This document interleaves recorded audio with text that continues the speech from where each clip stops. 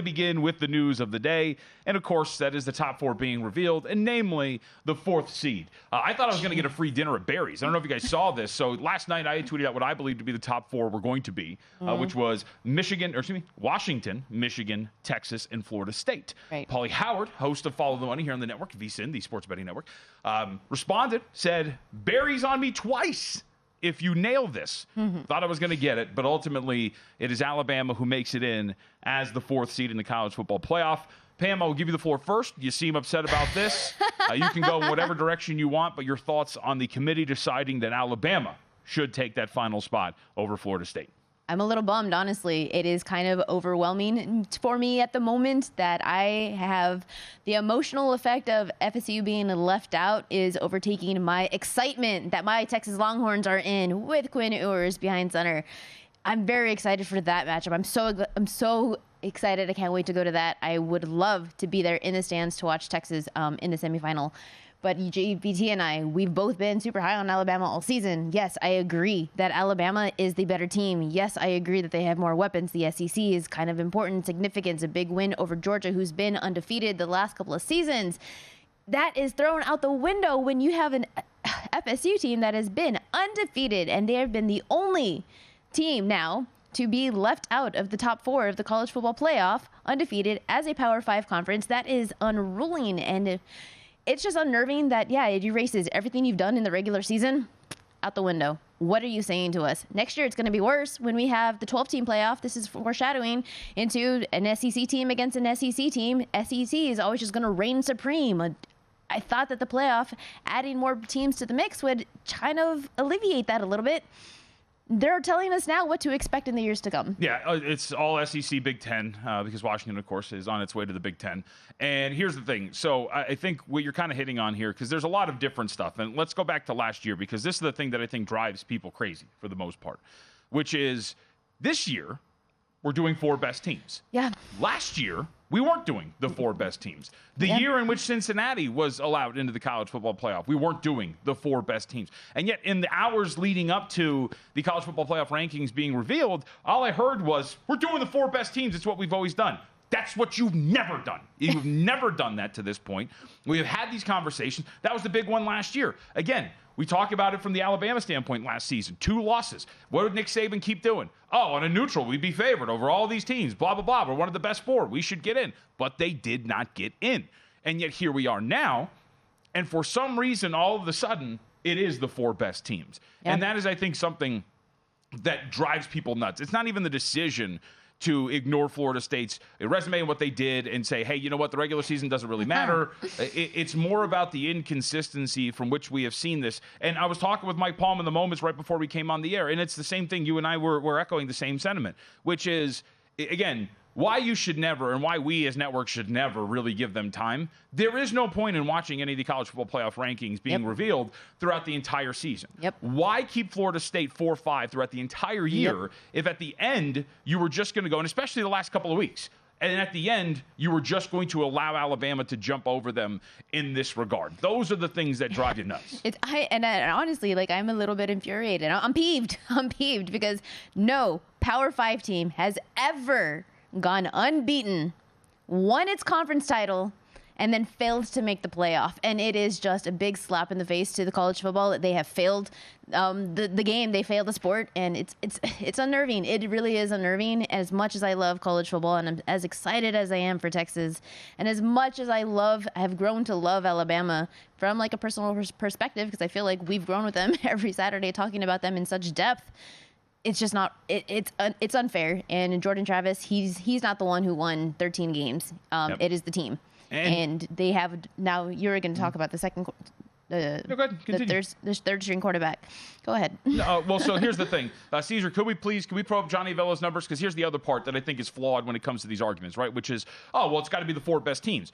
Well, if it's the 4 best teams, then it should be Michigan, Georgia, Oregon, and Alabama into this college football playoff. These are college football power rankings from Johnny Avello, the sportsbook director over at DraftKings. Now, I will say right out front, I actually very much disagree with LSU being the 7th best team in college football, but that's neither here nor there.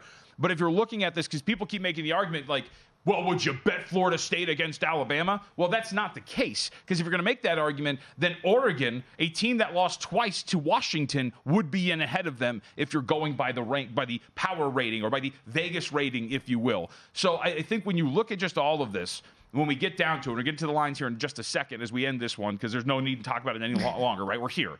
But that's just what drives people insane. It's inconsistency, and at the end of the day, your resume should matter. The games that you play should matter. And in these rankings, they do up into a certain extent. Texas beat Alabama, so they are ranked ahead of Alabama. But because Florida State, I don't know, I guess when you get to 4, now it's best teams, they get eliminated from college football playoff contention. So with that, we do have the matchup set. We do have these games that are out. We do have odds on these matchups. So you got to calm down, Pam. You got to take a deep breath, and you got to look at every single one of these and decide what you want to do here. Let us start with what is this? The Sugar Bowl? Is that what we're doing here? Whatever we're doing here. Whatever. All right. Opening line, Michigan and Alabama. And this is actually the Rose Bowl. Excuse me. Michigan and Alabama. Michigan opens up, Pam, as a 2.5-point favorite. Total at 46.5. We are sitting currently at DraftKings. Michigan is a 2-point favorite with a total of 46. Let's start with this matchup here. When you hear Michigan -2 with a total of 46, your initial thoughts, either side or total? Alabama money line with no hesitation. This is just a far superior offense and defense. If you're going to give me 2 solid defenses, then I'm going to take the better quarterback every single time. And this is an Alabama team that is obviously paying attention to the analytics. Yesterday, I mentioned the reason why I love them against Georgia was because they recognize there's an opportunity to capitalize on one of the weaknesses of Georgia, and that is outside the tackles, utilizing that run game, and use it they did. Georgia was giving up 5.5 yards per carry. That's 92nd in the country. 19 of 37 attempts from the Alabama rushing offense were from that left and right ends, having most of the success on the left side. Milroe himself, 51 of 64 yards, were on the left, were on the far right. They utilized it perfectly, and it was to their benefit. They were just the better offense through and through. Now you tied in with that defense. They held Georgia running back Kendall Milton. He had a career high 156 yards last week, and he had only 42 yards yesterday. Is just a well-rounded, great team who have found their stride. The offensive line yesterday did give up 4 sacks. That's the most they've given up in recent weeks, but the turnovers weren't there. Milroe was so good with his ability to just read the defenses. He did what he was supposed to. The defense showed out. This is easy for me. Milroe over McCarthy? Come on. So I don't necessarily disagree from a side perspective. You tell me now, pick a side, it would be Alabama. And I think one of the things that ties into this, and I actually feel more strongly about the total, but one of the things that ties into this that you did not mention, we watched Michigan lose Zach Zinter, their right guard, all conference, in that game against Ohio State. Right tackle has been an issue for Michigan for the we'll call it the later portion of the season, but you've seen it here and there throughout the entire season. So with that issue up front for Michigan, taking on this Alabama defense, which has some very solid pieces along the edge, I think that's going to be a problem for an offense that is already very limited, I think. And we actually saw that against Iowa. Like, they did not look good offensively again against Iowa in the Big Ten championship game. You can tell me that they were hiding things, that they didn't want to reveal part of their playbook, but whatever it is, we have now seen multiple times that this Michigan offense does look eerily similar to the ones that looked like they have been up against it in terms of keeping up with some of their opponents in the college football playoff in the last few years. So there's that. I think Alabama's going to be able to take advantage of that. I think from a secondary standpoint, Alabama's defensive backs matching up with some wide receivers. These wide receivers have not seen a secondary like Alabama yet. Again, being able to limit them there.